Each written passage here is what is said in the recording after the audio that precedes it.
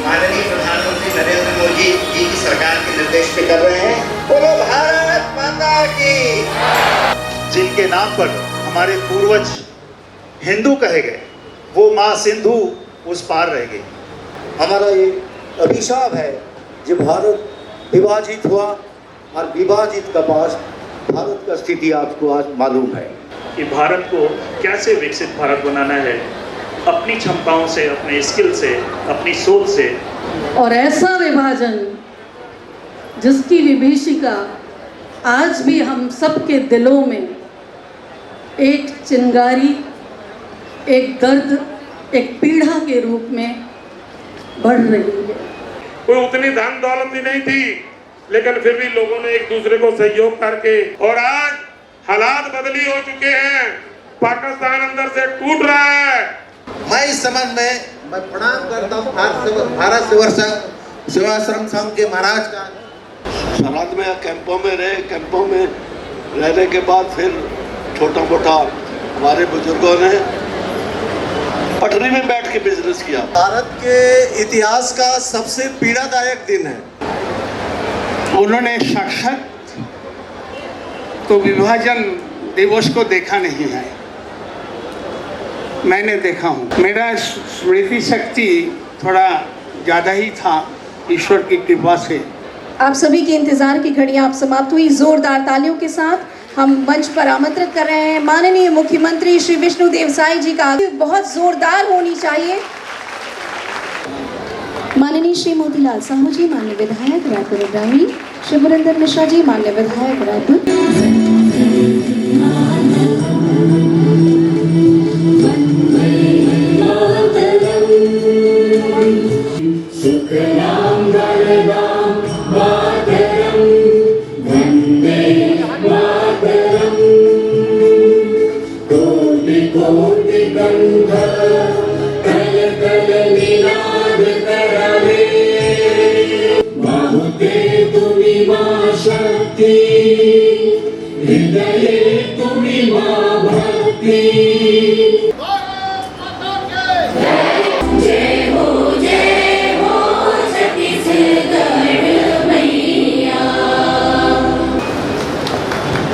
जोरदार तालियों के साथ में अभिनंदन। संस्कृति विभाग एवं पुरातत्व डॉक्टर संजय सर से हम निवेदन करते हैं कि आप माननीय मुख्यमंत्री जी का स्वागत करें।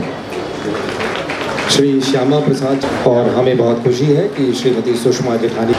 विभाजन विभीषिका स्मृति दिवस के इस कार्यक्रम में मुख्य अतिथि के रूप में मंच में उपस्थित हमारे प्रदेश के सम्माननीय मुख्यमंत्री श्री विष्णुदेव साई जी, आइए हम सब मिलकर संकल्प लें कि भारत की एकता, अखंडता और सामाजिक समरसता को सदैव अक्षुण्ण रखेंगे। भी हम इस मंच पर आमंत्रित करते हैं कि श्रीमती विनी, जिन्होंने विभाजन की त्रासदी को सहा है। इतिहास, संस्कृति और भारतीय चिंतन पर आपकी गहरी पकड़ है, और पूरे सम्मान के साथ हम मंच पर आमंत्रित कर रहे हैं डॉक्टर चंद्र प्रकाश द्विवेदी जी को। आदरणीय मुख्यमंत्री जी, मुझे ये बात समझ में नहीं आई कि पानी हिंदू और मुसलमान कब से हो गया। जब कहानी को और विस्तार से समझने की कोशिश की, लोगों से बात की, तो पता चला कि विभाजन के समय और विभाजन के आसपास हिंदू समाज और मुसलमानों के बीच में इतनी खाई हो गई थी कि रेलवे स्टेशन पर पानी के अलग अलग नल लगाने पड़ते थे। सो मित्रों, मैंने ये उदाहरण इसलिए दिया कि समाज में विघटनकारी तत्व अभी भी सक्रिय हैं, वो अभी भी हम लोगों को तोड़ने की कोशिश कर रहे हैं, और इसलिए हमें विभाजन की इस त्रासदी से ये सीखना है कि यदि हम संगठित रहे तो ये राष्ट्र संगठित रहेगा, और ये जिम्मेदारी हम सबकी है। पूरी तालियों की गड़गड़ाहट के बीच हमारे प्रदेश के मुखिया माननीय मुख्यमंत्री महोदय श्री विष्णुदेव साई जी को भारत माता की, छत्तीसगढ़ महतारी की।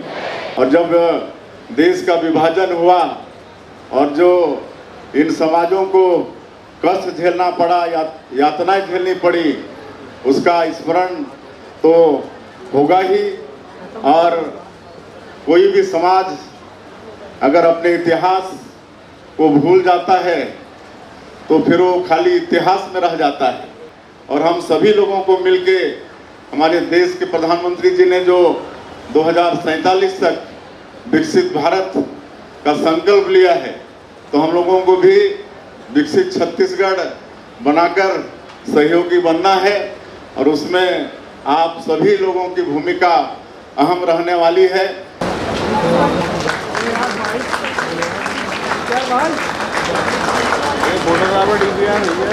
आप दोनों करने के लिए